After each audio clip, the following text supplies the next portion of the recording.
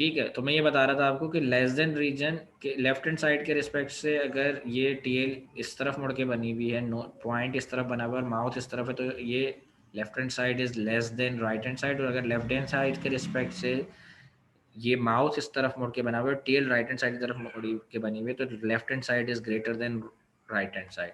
अच्छा, हम क्यों ये इस चीज़ को आइडेंटिफाई कर रहे हैं? ये लाइन जो होती है ना इक्वस टू रीजन पे होती है, और हमें इक्वस टू रीजन और लेसर रीजन भी आइडेंटिफाई करना है। लेसर रीजन क्यों आइडेंटिफाई करना है कि लेसर रीजन इधर वाला है लाइन के नीचे वाला है, या लेसर रीजन ऊपर वाला है लाइन के? इसलिए क्योंकि हम मोस्टली ऑपरेट जो करते हुए नजर आते हैं वो या तो इक्वस टू रीजन में या लेस देन रीजन पे। क्यों? फॉर एग्जाम्पल मैं छोटी सी एग्जाम्पल को करता हूँ कि ये जो 20 है, ये 20 का मतलब है 20 मीटर कपड़ा। तो या तो मैं 20 मीटर पूरा का पूरा कपड़ा प्रोडक्शन में डाल के उससे प्रोडक्शन करा सकता हूँ, या 20 मीटर से थोड़ा कम इस्तेमाल कर सकता हूँ, 19 मीटर या 18 मीटर या 17 मीटर, जितनी मार्केट में डिमांड आ रही है उतना ही कपड़े को प्रोडक्शन में डाल के बना सकता हूँ। मैं 20 से ज़्यादा कपड़ा इस्तेमाल नहीं कर सकता क्योंकि ये मेरे पास कॉन्स्टेंट है, लिमिटेशन है। 20 मीटर से ज़्यादा कपड़ा मेरे पास है ही नहीं। ठीक है, तो इक्वस टू के बाद जो यहाँ लिखा हुआ है, इसका मतलब है ये मेरे पास मैक्सिमम अवेलेबल रिसोर्स है। मेरे पास पैसे ही जेब में इतने हैं, इतना ही फाइनेंस है, इतना ही बजट है कि मैं 20 मीटर का कपड़ा खरीद सकता हूँ। ठीक है, तो इसका मतलब है कि मुझे लेसर रीजन भी ढूंढना है। तो लेसर रीजन को आइडेंटिफाई करने के लिए मैंने क्या किया कि कोई भी एक पॉइंट, इस जो लाइन ड्रॉ कर ली थी उसके बाद कोई एक पॉइंट इस लाइन के नीचे वाला और कोई एक पॉइंट इस लाइन के ऊपर वाला। तो नीचे वाले को मैंने 2 1, ऊपर वाले को फॉर एग्जांपल 12 0 या कोई भी 11 0 कोई भी ले सकते हैं।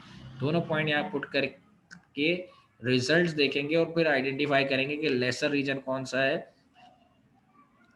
रीजन है और अबव द लाइन कौन सा रीजन है। ठीक है, ताकि मैं उस एरिया में ऑपरेट कर सकूं। अच्छा, आगे चलते हैं। तो जब मैंने इसको लेस देन वाले पॉइंट को अप्लाई पुट किया इसके अंदर 2 1 को, तो मुझे पास आया 9। 9 इज लेस देन 20। ठीक है, बिलो द लाइन जो है वो लेस देन है। ठीक है, अबव द लाइन वाले को पुट करके दे देते हैं। तो 12 0, 12 0 को अगर मैं यहाँ पुट करता हूँ अबव द लाइन कोई भी एक पॉइंट, तो अबव द लाइन कोई भी एक पॉइंट, ये 10 0 था, इससे इस लाइन से ऊपर एक पॉइंट है, ये रहा ऊपर एरिया में आ रहा है 12 0। तो मैंने 12 0 को जब यहाँ पुट किया, एक्स की जगह 12, वाई की जगह 0, ये पूरा खत्म हो गया। 12 2 से 24। तो 24 क्या होता है, ये देखें यहाँ पे 24 क्या होता है, it is greater than 24 is greater then 20। तो अबव द लाइन जो है वो ग्रेटर रीजन है। तो इससे मुझे अपनी लाइन की करेक्टरिस्टिक्स का अंदाज़ा हो गया कि ऑन द लाइन, ये लाजमी नहीं है इसलिए चेक कर रहा हूँ, बाज़ औक़ात अगर डाउनवर्ड स्लोप होता, ये जो हमारे पास अपवर्ड स्लोप होता, तो हो सकता है कुछ और रिजल्ट भी आ सकते थे। तो एक दो दफ़ा जब हम प्रैक्टिस में आ जाते हैं फिर हमें आइडिया हो जाता है कि कौन सा स्लोप में किस तरह का रीजन है। लेकिन शुरू में जब हम इनिशियल स्टेजेस पे होते हैं तो फिर हमें लेस देन और ग्रेटर देन रीजन को आइडेंटिफाई करना होता है। तो अब हमें कम से कम ये पता चल गया कि अब बिलो द लाइन जो है वो, बिलो द लाइन, लाइन यानी कि अगर अगर थोड़ी देर के एज्यूम करें ये लाइन थी, तो इसके नीचे वाला रीजन, ये रीजन क्या है, below the line less than region है, above the line greater than region है, और on the line equal to region है। तो अगर हमें इस को कंडीशन बना के लिखना है, ठीक है, of operation, condition of operation, इस इक्वेशन को जो ये दी गई थी, कौन सी इक्वेशन दी गई थी हमें, ये जो शुरू में इक्वेशन दी गई थी straight line equation, linear equation 2x plus 5y is equal to 20, इसको मुझे रीजन ऑफ ऑपरेशंस बना के लिखना है कि किस रीजन में मैं ऑपरेशन कर सकता हूँ। तो मैं ऑपरेशन कर सकता हूँ 2x plus 5y either less than equals to 20, either less than equals to 20 को मैं ऐसे लिखता हूँ, देखें 2x plus 5y less than या इक्वल्स टू 20 रीजन में ऑपरेट हो सकती है। यानी कि या तो लेफ्ट हैंड साइड जो रीजन ऑफ ऑपरेशन है उसकी प्रोडक्शन में इतनी करूँगा कि जो 20 मीटर से 2 मीटर, एक शर्ट को बनाने में 2 मीटर कपड़ा लग रहा है फॉर एग्जांपल, दूसरी शर्ट को बनाने में 5 मीटर कपड़ा लग रहा है, तो मैं जो भी इसकी जितनी क्वांटिटी बनाऊंगा वो एक्स है, इसकी इस शर्ट की जितनी क्वांटिटी बनाऊंगा वो वाई है। जितनी भी क्वांटिटी बना रहा हूँ वो सब मिला के 20 मीटर कपड़े से ज्यादा या तो अंदर लगाऊंगा कपड़ा, फॉर एग्जांपल लेस देन का मतलब 19 मीटर लगाऊंगा, 18 मीटर, या ये लेफ्ट हैंड साइड सारा मिला के जो भी प्रोडक्शन कर रहा हूँ वो इक्वल टू 20 बनूंगा। तो जो रीजन ऑफ ऑपरेशन वाइज जो बनता है हमारे पास रिजल्ट, उसको हम क्या कहते हैं, less than 2x plus 5y either less than equal to 0। तो हमेशा रीजन ऑफ ऑपरेशन को हम कैसे लिख रहे हैं, ये देखें, हम कंडीशंस को मिला के लिखेंगे, दो कंडीशंस को। ये कितनी कंडीशंस थी हमारे पास, एक ही लाइन के अंदर से हमारे पास कितनी कंडीशंस आई थी, एक लाइन के अंदर से हमारे पास 3 कंडीशंस आई थी। बिलो द लाइन थी कंडीशन एक, वो below the line less than region था। एक अबव द लाइन कंडीशन थी, अबव द लाइन क्या था, ग्रेटर देन रीजन। एक ऑन द लाइन कंडीशन थी जिसमें हमारे वो जो रीजन था वो इक्वल टू रीजन था। तो हम दो कंडीशंस को मिला रहे हैं, on the line and above the line, on the line and on the line and above the line, और on the line and below the line, इनको मिला के कंबाइन कर रहे हैं। तो अगर मैं on the line and above the line को लिखना चाहूंगा तो वो कैसे लिख सकता हूँ, on the line and above the line को less than 2x, two on the line and greater below, than equal to. ठीक है, पहले on the line and below the line की बात कर लेते हैं। On the line and below the line को टेक्निकल लैंग्वेज में कैसे लिखूंगा, 2x plus 5y either less than equal to 20, ठीक है। और on the line and above the line को लिखूंगा तो on the line and above the line को लिखूंगा तो 2x प्लस 5y या तो ज्यादा होगा, ग्रेटर देन होगा, या बराबर होगा 20 के। अब अगर मैं इस इस कंडीशन को अबव द लाइन के हिसाब से रीड कर सकता हूँ, तो ये फिर कोई रिसोर्स टारगेट नहीं होगा। टोटल जो ये कंडीशंस होती है ना, इसको हम कहते हैं कॉन्स्ट्रेंट्स। कॉन्स्ट्रेंट्स, ये जो कंडीशंस बनती हैं, इन कंडीशंस को हम जब हम रियल लाइफ एप्लीकेशंस की बात करते हैं तो हम इनको कहते हैं कॉन्स्ट्रेंट्स। क्या कहते हैं आप स्टूडेंट्स, हम क्या कहते हैं इनको, कांस्टेंट। हम इनको कहते हैं कॉन्स्ट्रेंट्स। कॉन्स्ट्रेंट्स की दो नेचर्स होती हैं, या तो वो टारगेट कॉन्स्टेंट्स है या रिसोर्स कॉन्स्टेंट्स है, या तो रिसोर्स या टारगेट। टारगेट कॉन्स्टेंट को हम डिमांड कॉन्स्टेंट भी बोलते हैं, ठीक है। तो जब तक ये less than equal to operation हो रहा है, इसको हम रिसोर्स कांस्टेंट कहते हैं, यानी कि जो राइट हैंड साइड पे वैल्यू लिखी हुई है ना, इसको हम रिसोर्स कहते हैं, इसलिए हम इसको रिसोर्स कांस्टेंट, यानी कि 20 मीटर का रिसोर्स अवेलेबल है, 20 मीटर का कपड़ा अवेलेबल है, तो इसको हम क्या कहते हैं, रिसोर्स कांस्टेंट। तो आपने याद क्या रखना है कि सर जब आपके पास लेस देन इक्वल टू वाला कांस्टेंट आ रहा है, कंडीशन आ रही है, इक्वेशन की जगह आपने इक्वेशन को इनइक्वालिटी में कन्वर्ट कर दिया है, तो लेस देन इक्वल्स टू वाली अगर कंडीशन आ रही है तो वो रिसोर्स कांस्टेंट होगा, रिसोर्स लिमिटेशन होगी, यानी कि जो राइट हैंड साइड पर लिखी हुई है वो एक सोर्स होगी जो कि प्रोडक्शन में लग रही है, और या तो हम उस पूरी सोर्स को अवेल करेंगे या उससे थोड़ा सा कम को अवेल करके प्रोडक्शन करेंगे। लेकिन अगर आपके पास राइट हैंड साइड पे जो लिखा हुआ है उसके मुकाबले में लेफ्ट हैंड साइड बड़ी आ रही है, और ये देखें ये, तो ये जो है ये डिमांड या टारगेट कांस्टेंट कहलाएगा, डिमांड या टारगेट कांस्टेंट। यानी कि अब जो ये चीज राइट हैंड साइड पे कांस्टेंट वैल्यू लिखी हुई है, ये प्रोडक्शन की अवेलेबल रिसोर्स नहीं है हमारे पास, मार्केट की प्रोडक्शन डिमांड है हमारे पास। हमें कहा जा रहा है कि 20 शर्ट्स हमें बना के सप्लाई करो फॉर एग्जाम्पल, ठीक है।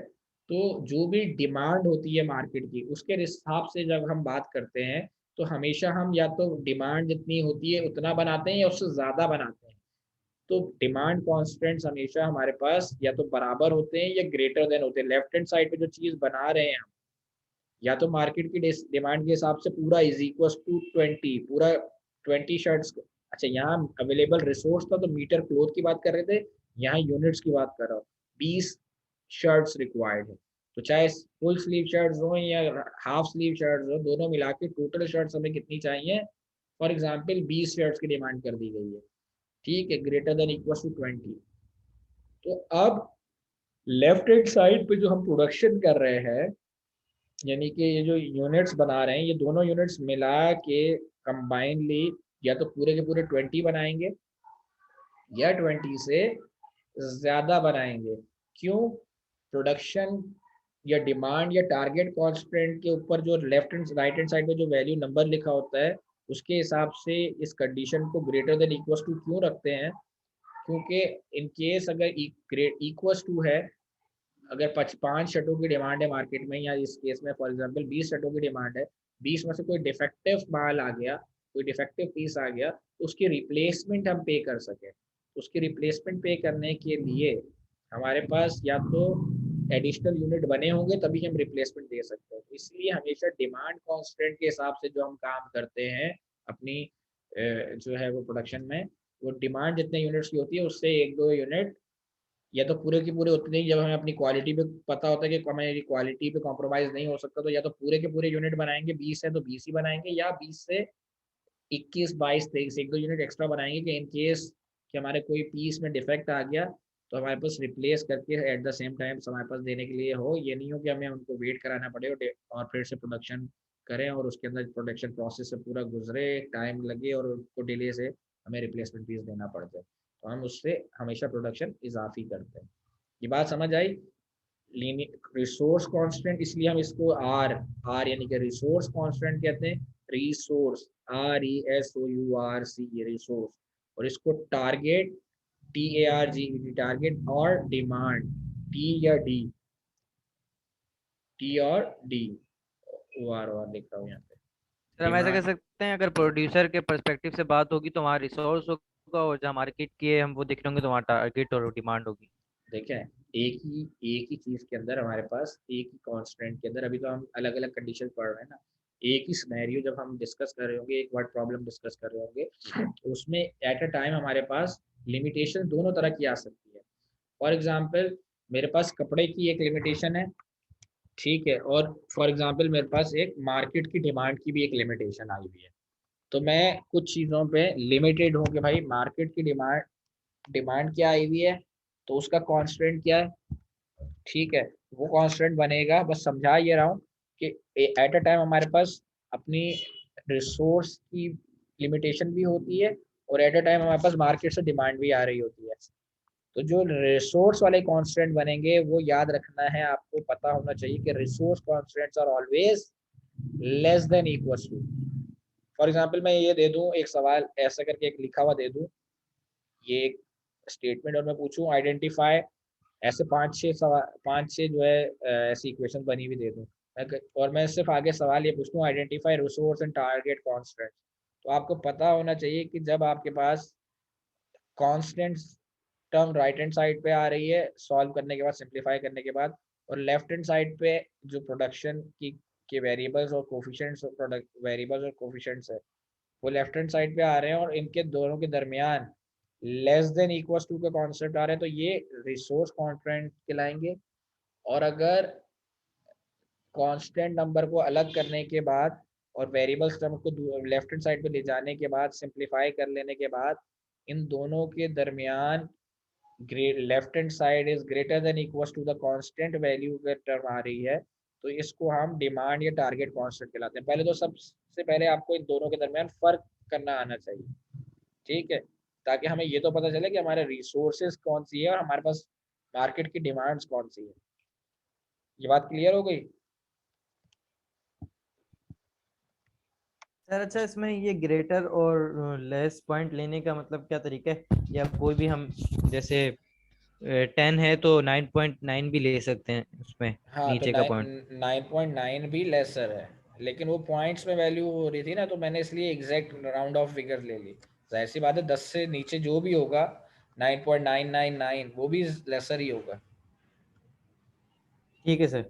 ठीक है, अच्छा, तो अब हम बात कर लेते हैं, ये तो हमने बात की थी जब हम हमारे पास मोस्ट ऑपरेशंस में हमारे पास जो स्लोप्स होते हैं वो दो तरह के होते हैं, या तो अपवर्ड स्लोप होता है या डाउनवर्ड स्लोप होता है। तो अभी जो हमने जो बात की थी, जो हमारे पास स्लोप था, अगर आपको याद हो, तो वो स्लोप कौन सा था जो हमने बात की थी? वो था डाउनवर्ड। डाउनवर्ड, ठीक है, यानी कि इनडायरेक्टली प्रोपोर्शनल स्लोप था, एक चीज़ बढ़ रही थी दूसरी चीज़ कम हो रही थी, तो डाउनवर्ड स्लोप की हमने बात की। सिमिलरली हम अगर कंडीशन बनाना चाहें इसी तरह की दो कंडीशन, तो हम अपवर्ड स्लोप से भी बना सकते हैं, ठीक है, क्योंकि मोस्टली हमारे पास दो तरह के स्लोप होते हैं, एक चीज़ बढ़ने खरीदने से दूसरी चीज़ पे भी, एक चीज़ के इजाफा होने से दूसरी चीज़ भी इजाफा हो रही होती है, या एक चीज़ कम होने से दूसरी चीज़ कम हो रही होती है, तो ये एक तरह का स्लोप कहलाता है जिसको हम कहते हैं अपवर्ड। या एक चीज बढ़ने से दूसरी चीज कम हो रही है, या एक चीज कम होने से दूसरी चीज बढ़ रही है, तो ये दोनों मिला के कंडीशन एक स्लोप को रिप्रेजेंट करती है जिसको हम कहते हैं डाउनवर्ड स्लोप। ठीक है, तो अगर हमारे पास अपवर्ड स्लोप है, अब इसके अंदर हमारे pass on the line and above the line क्या बनेगा, और on the line and below the line कौन सा रीजन बनेगा, और हमारा रीजन ऑफ ऑपरेशन कौन सा होगा, ये आइडेंटिफाई करना। ठीक है, ये तो मैंने आप लोगों को हमारा रीजन ऑफ ऑपरेशन अगर मैं पूछता ना, ये तो मैंने तुम लोगों को लेस देन और ग्रेटर देन को आइडेंटिफाई करने से ये बता दिया कि हमारा जो है वो कांस्टेंट, कौन सा कांस्टेंट होगा वो टारगेट कहलाएगा, और कौन सा कांस्टेंट होगा वो रिसोर्स, क्या कहते हैं, सॉरी, हाँ, कौन सा कांस्टेंट होगा जो रिसोर्स कांस्टेंट कहलाएगा, और कौन सा कांस्टेंट होगा जो टारगेट। लेकिन अगर मैं खाली इन दो कंडीशन से हम फिजिबल रीजन की बात करता कि मेरा ये तो मैंने एग्जांपल के तौर पे बोला था आपको कि अगर आपके पास फ्यूचर में आगे चल के कांस्टेंट्स आएंगे, तो अगर लेस देन इक्वल्स टू और ग्रेटर देन इक्वल्स टू के कांस्टेंट्स आ रहे होंगे, तो आपको आइडेंटिफाई करना आना चाहिए कि आपका कौन सा कांस्टेंट टारगेट वाला है, कौन सा। लेकिन ये तो टारगेट और वो नहीं था, यहाँ तो मैं फिजिबल रीजन ढूंढ रहा था। तो अगर फिजिबल रीजन की बात करूं, तो मेरा region of feasible region of operations कौन सा होगा, ये तो फिजिबिलिटी देख रहा था ना कंडीशंस बना के, ये मेरा फिजिबल रीजन होगा कि मैं on the line and below the line operate कर सकता हूं। और ये फिजिबिलिटी में इसलिए नहीं आएगा ये रीजन, क्योंकि ऑन द लाइन तो ऑपरेट कर सकता हूं, अबव द लाइन ऑपरेट नहीं कर सकता, क्योंकि अबव द लाइन जाऊंगा तो राइट हैंड साइड बड़ी हो जाएगी 20 से। इसका मतलब है ये 20 अगर मेरे पास मीटर क्लोथ अवेलेबल था, तो मैं 20 मीटर से ज़्यादा कैसे क्लोथ लगा सकता हूँ जबकि पास मेरे पास अवेलेबल ही नहीं है। बात समझ आई? यहाँ तो मैं ये चीज़ें समझा रहा था, आगे चल के मैं आपको ये बता रहा था कि हमारे पास आइडेंटिफिकेशन ऑफ, जब आइडेंटिफिकेशन ऑफ कांस्टेंट आएगा, इस पूरे को एक कांस्टेंट बोलते हैं। Left hand side less than equals to something of right hand side, and left hand side greater than equals to something of right hand side. जब इस तरह की क्वेश्चंस होंगे, उसके अंदर ऐसे तरह से चीज़ें लिखी हुई होंगी, तो उसके अंदर मैं वो बता रहा था कि आपको उस टाइम आप आइडेंटिफाई करने का तरीका क्या है रिसोर्स टारगेट कांस्टेंट में से। अभी जो हमारे रिजल्ट कांस्टेंट्स बनी थी, वो मेरी ये बनी थी कि मुझे ऑपरेट किस रीजन में करना चाहिए, on the line and above the line या on the line and below the line. तो अभी मैं ये कहना चाह रहा हूँ इस क्वेश्चन के हिसाब से जो दो कंडीशंस आई हैं, ये region of operation on the line and below the line, ये रीजन ऑफ ऑपरेशन मेरा जो है वो ओके है, और ये ऊपर वाला रीजन ऑफ ऑपरेशन है, ये लाइन से ऊपर वाला, ठीक है, ये मेरे लिए ओके नहीं है। ये रीजन पे मैं काम कर सकता हूँ, इस वाले रीजन पे, यानी कि नीचे वाले रीजन पे, यानी कि अगर मैं टिक लगाऊं तो यहाँ छोटा सा लगा रहा हूँ, और इस पे नहीं कर सकता काम, क्योंकि मेरे पास जो है वो फंड्स नहीं है, या फाइनेंस नहीं है, या जो है वो रिसोर्सेज अवेलेबल नहीं है। बात समझ आई ये बात? Yes sir. चले, अब ये जैसे हमने on the line downward slope के बारे में ये चीज़ें आइडेंटिफाई किया, मेरा region feasible region of operation कौन सा हो सकता है, तो हम इसी तरीके से जो है वो अपना जो हमारे पास है अपवर्ड स्लोप, उसका भी region of feasible region of operation identify करने की कोशिश करते हैं। तो फॉर एग्जांपल मेरे पास अपवर्ड स्लोप को सॉल्व करने के लिए जो इक्वेशन दी हुई है वो ये है 3x minus y is equal to 6। तो जब मैंने इसको उसी तरह से जब x को एक दफ़ा ज़ीरो पुट करूँगा तो y की वैल्यू आ जाएगी, फिर y को एक दफ़ा ज़ीरो पुट करूँगा तो x की वैल्यू आ जाएगी। इस तरह से दो पॉइंट आ जाएंगे। जब x को ज़ीरो पुट किया तो जो y की वैल्यू आई वो -6 आई, तो एक पॉइंट ये आ गया 0, -6, यानी कि x की वैल्यू 0, y की -6। तो इधर नीचे एक पॉइंट ये आ गया। जब एक दफ़ा y की जगह 0 पुट किया तो x 3x is equal to 2 और x इज इक्वल टू 2 आ गया। तो y जब 0 है, x की वैल्यू ये हो गई 2, तो 2, 0। तो ये दो पॉइंट आ गए। जब मैंने इसको मिलाया तो मेरे पास एक लाइन बन गई। अब मुझे ये ढूंढना है कि on the line and above the line जो है, ये अबव द लाइन ये वाली साइड है, और on the line and below the line यानी कि ये वाली साइड है, कि कौन से रीजन है। तो उसके लिए मुझे एक पॉइंट कोई भी अबव द लाइन लेना पड़ेगा और एक पॉइंट कोई भी बिलो द लाइन लेके देखना पड़ेगा। तो बिलो द लाइन में यहाँ से भी ले सकता हूँ एक्स एक्सिस से, तो 2 की जगह इसको मैं 3, 0 एक पॉइंट ले लूँगा, यहाँ से भी ले सकता हूँ 3, 0, या बिलो द लाइन के लिए मैं एक पॉइंट यहाँ से भी ले सकता हूँ, -0, दोनों में से कोई एक पॉइंट ले सकता हूँ। और जब मैं अबव द लाइन वाला पॉइंट लेना चाह रहा हूँ तो अबव द पॉइंट लेने के लिए मैं कोई भी एक पॉइंट इससे पहले एक्स एक्सिस से भी ले सकता हूँ, यहाँ से भी ले सकता हूँ, जिसको मैं कह रहा हूँ 1, अगर मैं ये पॉइंट ले लेता हूँ इस तरफ से तो 1,0, या कोई भी एक पॉइंट इस लाइन से अबव यहाँ से भी ले सकता हूँ। अबव द, ये भी एरिया अबव द लाइन है और ये भी एरिया भी फिलहाल अबव द लाइन है, तो यहाँ से भी कोई पॉइंट ले सकता हूँ जिसको मैं कह रहा हूँ -0, तो इन दोनों पॉइंट को लेने की जरूरत नहीं, इन दोनों में से कोई एक पॉइंट ले सकता हूँ, ये ले लूँ या ये ले लूँ। इसी तरह से बिलो द लाइन भी कोई भी ले सकता हूँ, ये ले लूँ या ये ले लूँ। इधर भी ले सकता हूँ, लेकिन इधर का आइडेंटिफिकेशन थोड़ा मुश्किल हो जाता है, इधर का आइडेंटिफिकेशन बहुत आसान हो जाता है कि एक वैल्यू ऑटोमेटिक 0 होती है। 2 के बाद अगर आगे बढ़ूंगा तो 3,0, उससे आगे बढ़ूंगा 4,0, तो कोई भी एक पॉइंट ले लें। इसी तरह से इधर आगे बढ़ूंगा तो x 0 ही रहेगा लेकिन y कम हो रहा होगा, तो अगला पॉइंट हो जाएगा 0,-7, उससे अगला पॉइंट हो जाएगा 0,-8, उससे अगला पॉइंट हो जाएगा 0, इधर से कम पे जाऊंगा 0, तो y जो है 0 की तरफ जाएगा, तो इससे ऊपर जाऊंगा तो 0,-5, -4, -3, -2 और 0,0। इसी तरह से इधर आऊंगा तो 1,0 फिर 0,0, तो मैं कोई एक पॉइंट ले सकता हूँ। ठीक है, तो so that I can identify between the values कि मेरे pass on the line and above the line feasible region of operation कौन सा आ रहा है मेरे पास। तो अब देख लेते हैं कि मैंने जब 0,0 अब एक पॉइंट जो लिया मैंने वो क्या ले लिया 0,0, क्योंकि 0,0 जो पॉइंट था वो यहाँ पे आ रहा है। एक पॉइंट ले लिया,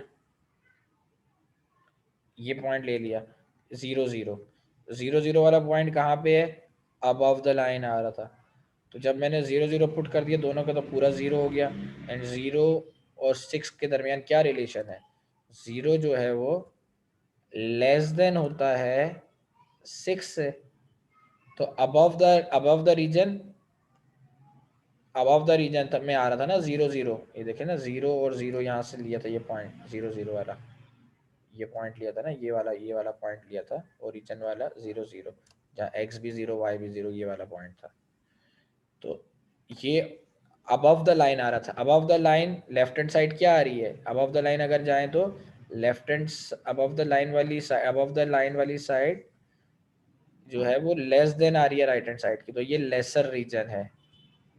ठीक है, अब अगर एक पॉइंट कोई भी नीचे ले लें बिलो, तो ये वाला एक पॉइंट ले लेता हूँ -6 बिलो द लाइन। अब बिलो द लाइन एक पॉइंट ले रहा हूँ, ये ले लिया फॉर एग्जांपल, ये है 0, x की वैल्यू 0, y की वैल्यू -6 के बाद क्या आ जाएगी, y की वैल्यू -7। ठीक है, तो ये अबव द लाइन है, sorry below the line region है।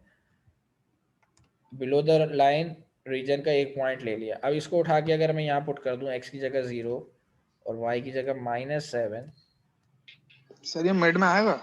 है हाँ मिड में आएगा सर ये जो मिड में आएगा।